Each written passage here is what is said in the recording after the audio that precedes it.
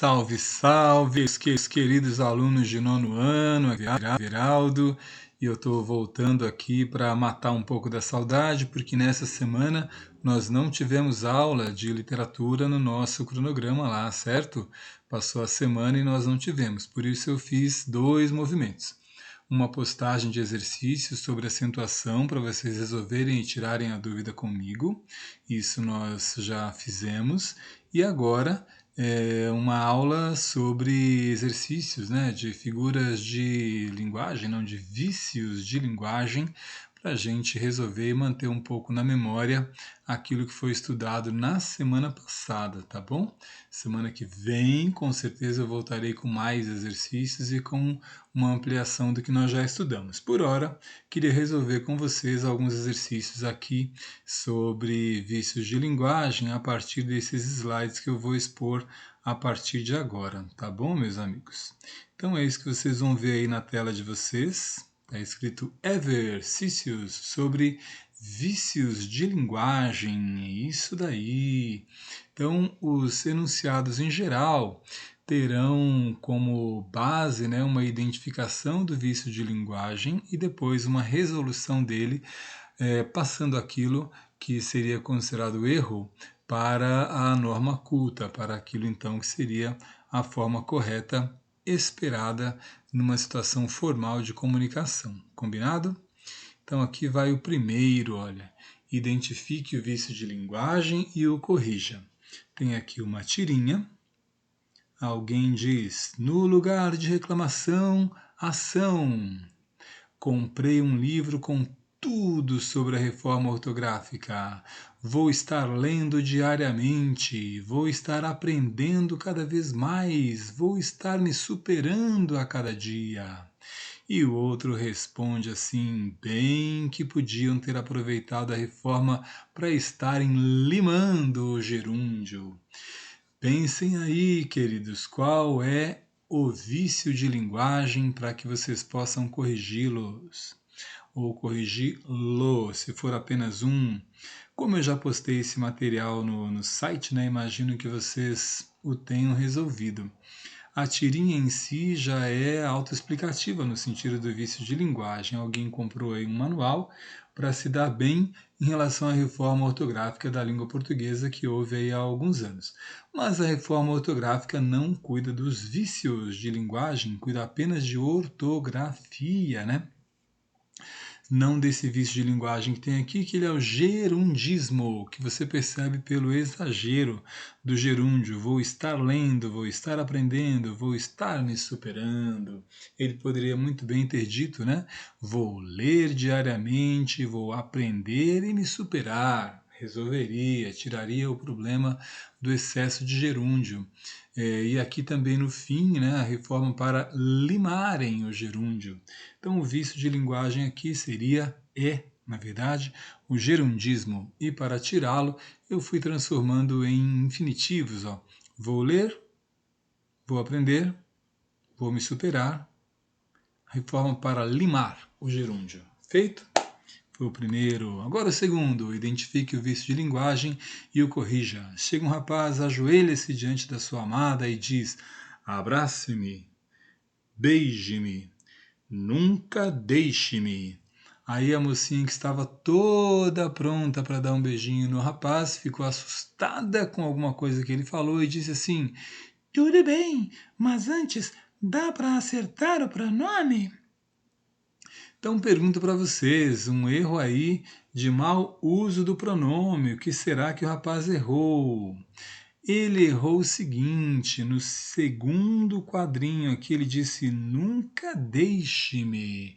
Então ele cometeu um erro de localização, de colocação desse pronome, que deveria estar logo depois de nunca ou antes de deixe, que é a mesma posição. Por quê? Palavras negativas, palavras de sentido negativo, sempre atraem o pronome para antes do verbo. Então ele deveria ter dito nunca me deixe. Um erro de colocação pronominal se chama solecismo. Tá bom, queridos? Então o erro está aqui. Em vez de dizer nunca deixe-me, ele deveria dizer nunca me deixe. Como se trata de um erro de colocação do pronome, é um erro de sintaxe. O erro de sintaxe é considerado um vício de linguagem denominado solecismo. Vamos lá para a próxima. Identifique o vício de linguagem e o corrija. Vamos ver. Tem aqui uma galinha conversando com o seu filhotinho, dizendo: "Dei uma bruta topada." "Quem foi, mamãe?" "Agora estou com esse belo galo na cabeça." E o galo, o marido, está aqui do lado de fora, olhando e ouvindo aquela situação e já criou várias perguntas na sua cabeça. E foi tirar satisfação com as mulheres e disse: "Com um belo galo na cabeça, diga, diga, diga quem é este miserável?" Qual é o vício de linguagem presente aqui, meus amigos, e como corrigi-lo? Pois bem, aqui ó, o galo marido entendeu que a galinha estava com outro galo em mente, pensando em outro galo. Então talvez estivesse traindo seu marido, mas na verdade ela estava se referindo aos inchaços que ela ficou, né, na cabeça por conta da batida que ela deu com a cabeça.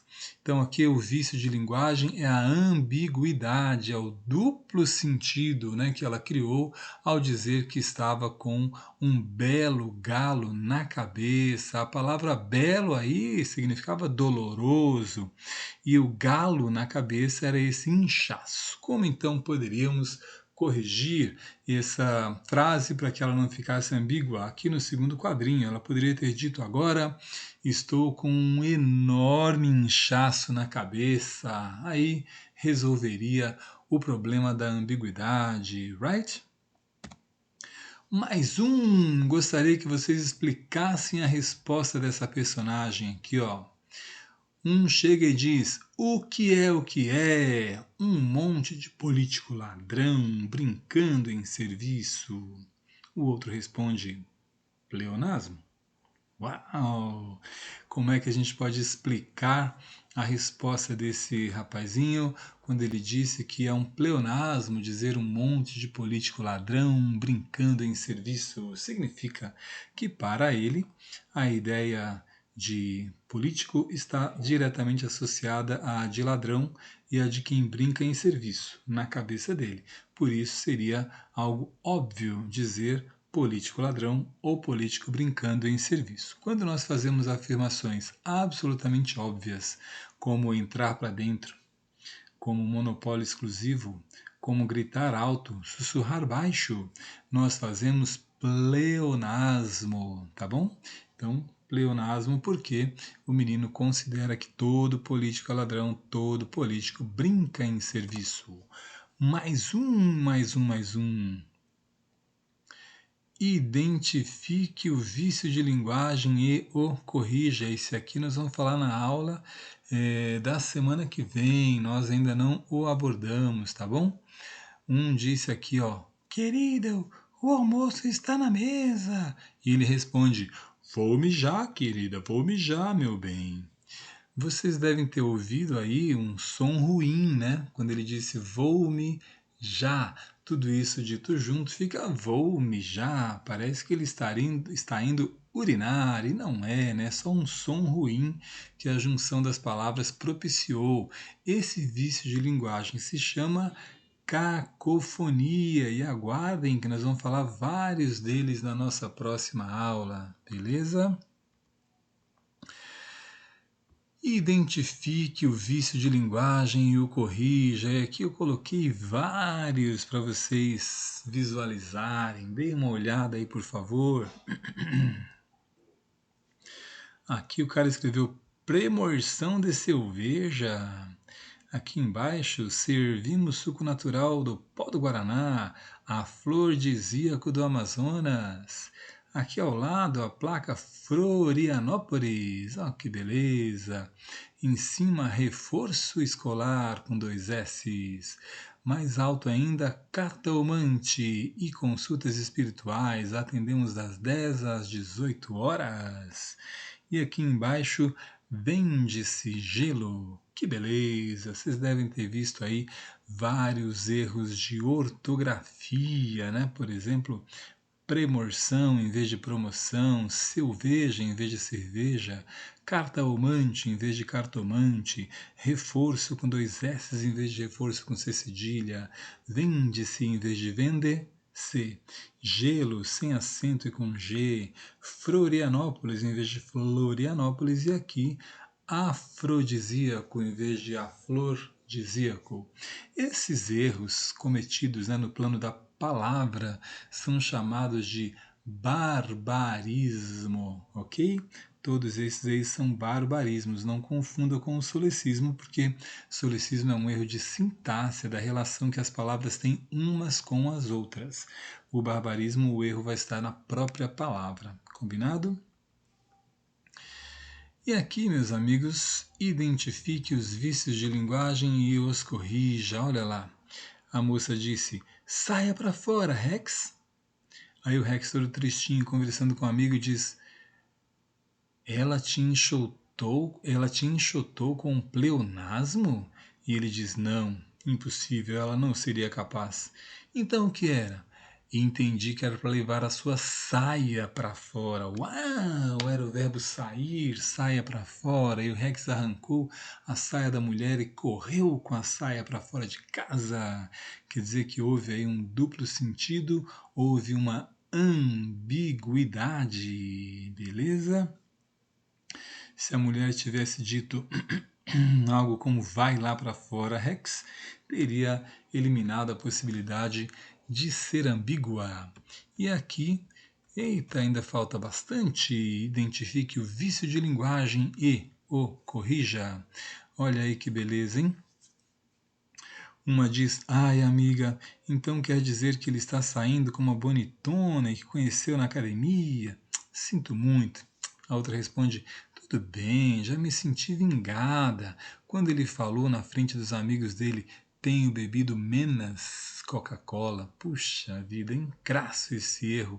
Em vez de menos, ele deveria ter dito menos Coca-Cola. Isso é um erro de concordância, também chamado solecismo, beleza? Houve ali um solecismo, ele deveria ter dito menos em vez de menos. Aqui também nós temos um outro solecismo de concordância, olha só. A lei geral da Copa é boa ou ruim para o Brasil? Aí o rapaz responde: os deputados acham que é boa. Opa, os deputados acham? Houve aqui um erro de concordância. Ó. Os deputados acham, certo? Aqui é plural, os deputados. O verbo também deveria estar no plural. Então, um erro de concordância é um erro de sintaxe, é um vício de linguagem chamado solecismo. E aqui o último. Pam, panam, panam, panam. Um diálogo entre duas pessoas que compõem um casal, né? Quero ver novela, futebol, novela, futebol. Aí o outro diz: amor, nossos problemas acabaram, agora temos 2 TVs. Aí vai para a seguinte cena: vai assistir o jogo na sala. Não, senhora, vai você para a sala. Você. Quer dizer, não resolveu muita coisa, né? Do problema deles. Aqui eu gostaria que vocês identificassem o vício de linguagem e que o corrigissem. E ele está, deixe-me ver, na primeira fala do 3º quadrinho. Olha só, o rapaz diz assim, a moça diz: vai assistir o jogo na sala. Vocês já aprenderam que assistir é um verbo que tem vários significados. No sentido de ver, ele deve ser usado com a preposição a, certo? Então ela deveria ter dito: vai assistir ao jogo na sala. Aí então, meus grandes amigos, houve um erro de regência verbal. Erro de regência é um erro de sintaxe. Um erro de sintaxe é um vício de linguagem chamado solecismo, tá bom? E assim a gente encerra a nossa aula aqui pelo Capture e eu me coloco à disposição de vocês para toda e qualquer dúvida que houver. Fiquem à vontade para mandar a dúvida que for necessária, algo que vocês, porventura, não estejam entendendo. Grande abraço do Ever!